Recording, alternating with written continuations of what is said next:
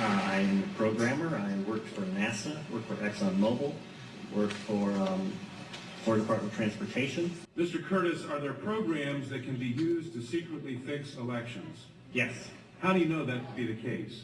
Because in October of 2000, I wrote a prototype for President Congressman Tom Feeney at the company I worked for in Oviedo, Florida, that did just that.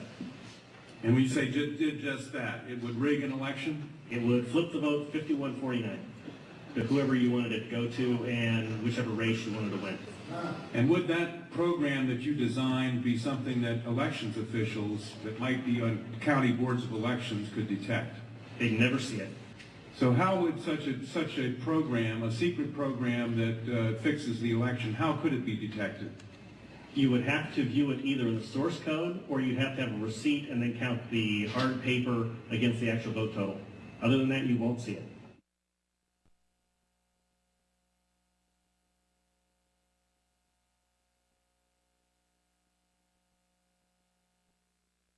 Given the availability of such vote rigging software and the testimony that has been given under oath of substantial statistical anomalies and gross differences between exit polling data and the actual tabulated results, do you have an opinion whether or not the Ohio election, presidential election, was hacked?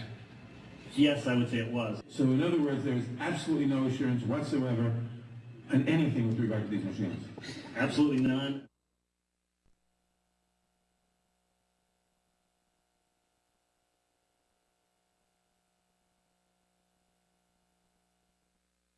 Yeah, history would have been different. I'm not sure the president would have been different. The fix was in at the Supreme Court, and I figured, you know, there was a lot of fighting back and forth within Al Gore's operation, knowing about the story that I was breaking in Britain, because he hadn't resigned, he hadn't thrown in the towel yet on the election. So I think history would have been different. Whether it would have changed the resident of the White House, I don't know, but it would have been different in this way.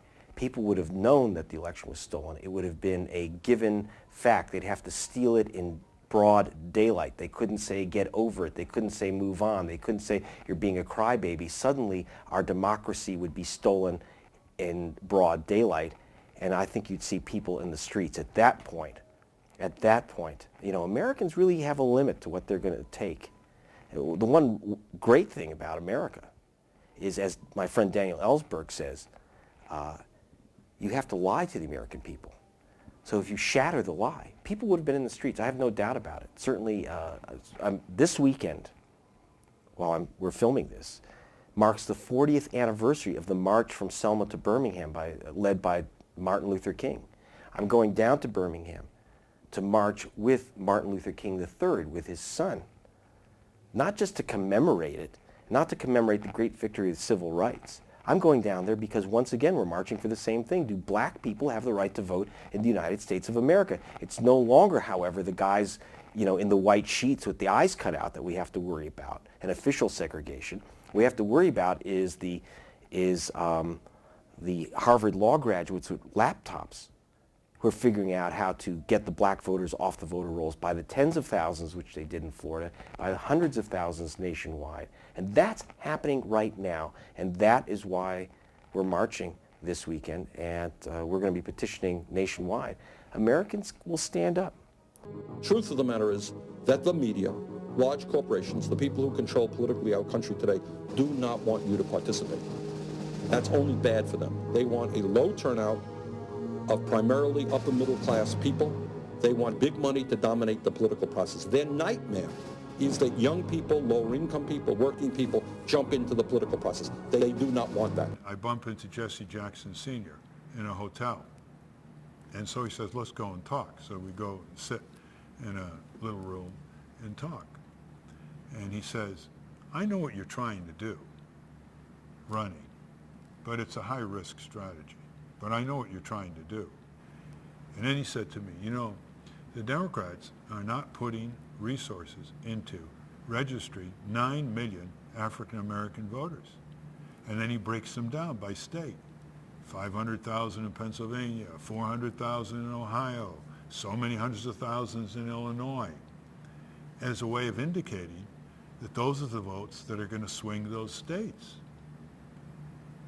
And I'm saying, I wished he was in the Congressional Caucus room when they were berating me.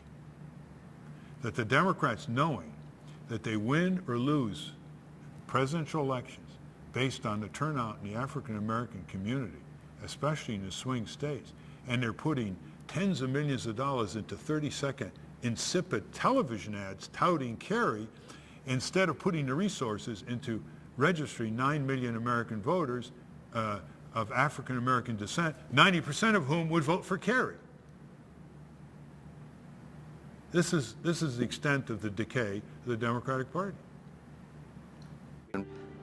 When we now confront a really ruthless Bush presidency, suddenly everybody before Bush looks good. My fellow Americans.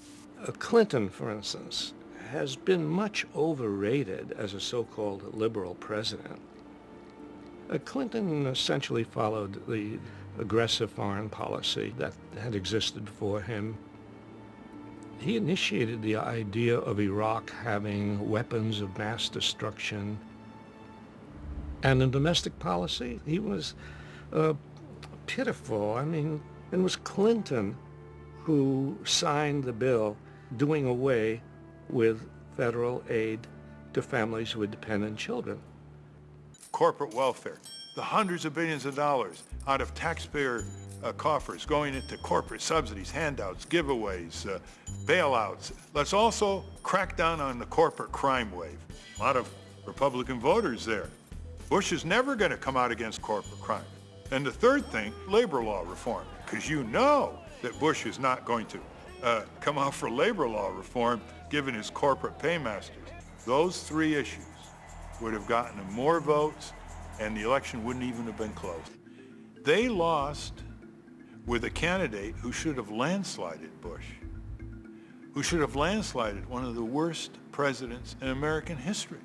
And it's not an unwarranted perception to say that this Bush regime and the ideological hijackers who've taken over our government is a different cup of tea than Reagan or Bush 1 or Nixon.